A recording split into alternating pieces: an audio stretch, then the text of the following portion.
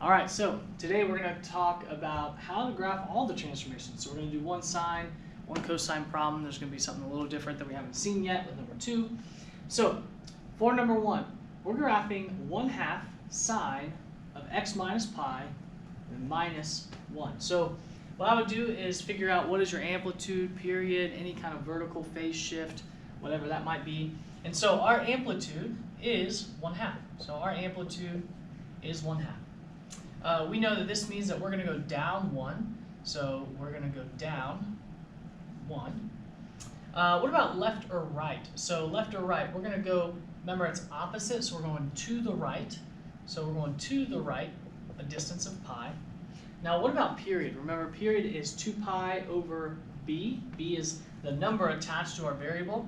But in this case, b is only 1, so it's just 2 pi over 1, which is 2 pi. So we have a standard period. There's no change there. So we have an amplitude of 1/2.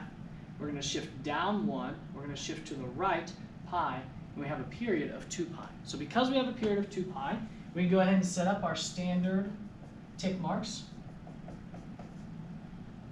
And again, if I ever go too fast, you can always pause and catch up with me and then rewind if you need to. Now, let's figure out amplitude and any kind of vertical shift. So the vertical shift is important because we want to know where our midline is. So here we're going to go down 1, right? We see this here. So we're going to go down a distance of 1, and I'm going to put my new midline. I'm going to put my new midline here. That's better. And I'm going to write this just so I know that, hey, this is my midline.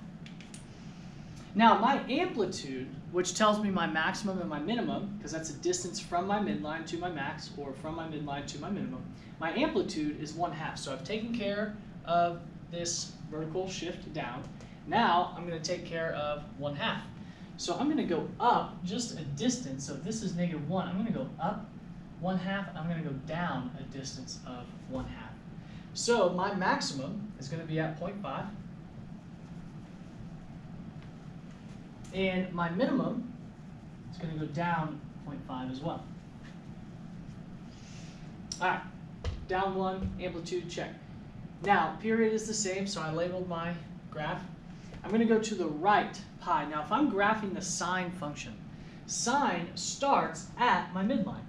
But I'm not just starting at my midline because I'm shifting to the right a distance of pi. So instead of starting right here, I'm going to shift 2 tick marks, technically, shift to the right a distance of pi. And that is going to be my starting point.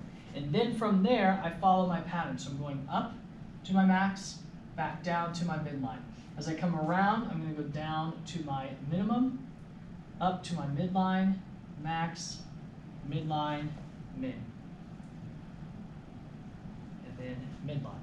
So this graph, this sine function, after all of our shifting, should look like this. So we shifted down a distance of 1, but our amplitude was only 1/2. So rather than coming all the way up and all the way down, it was only 1/2. We shifted to the right a distance of pi, but our period did not change. Now let's take a look at number 2. So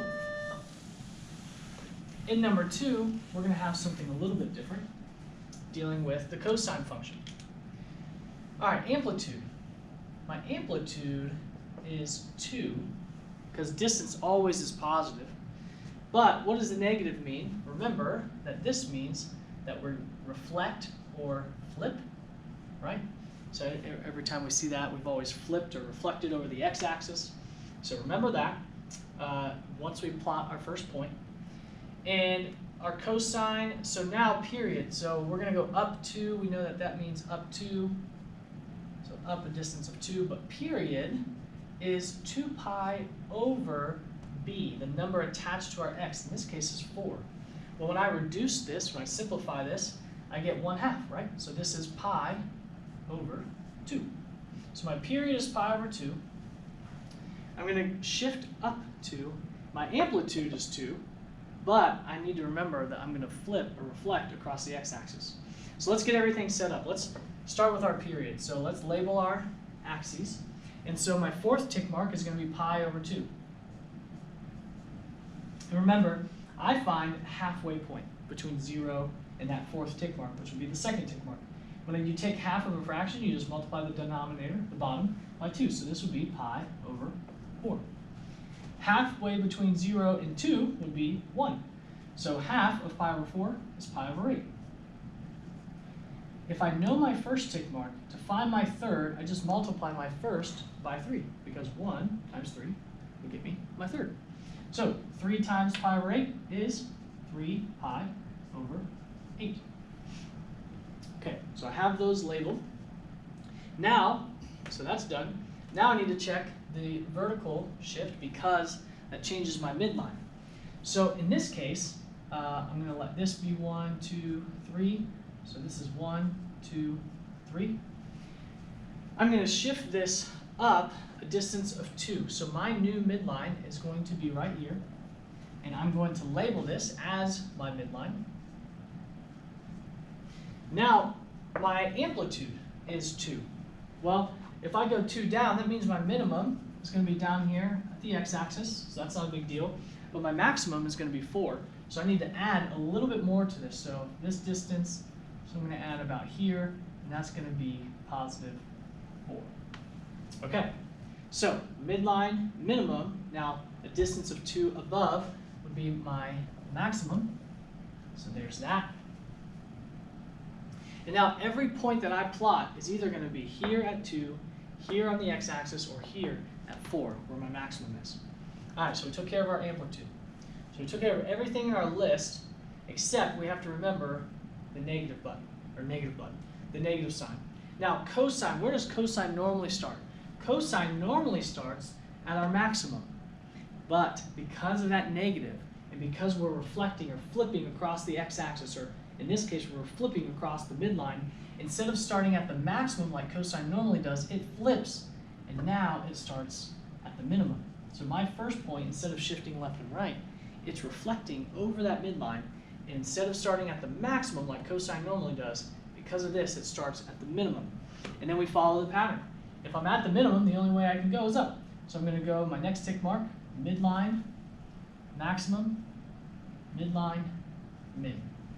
From here, going the other way, I'm already at my minimum, so midline, maximum, midline, min. So, as I connect these as best I can, with a curve, this is what we should get. So that is the cosine function being reflected across our x-axis, or our midline, after we had an amplitude of 2, a period that was pi over 2, with a vertical shift up 2. And this will take some practice, but you guys will get a lot better at it with more practice.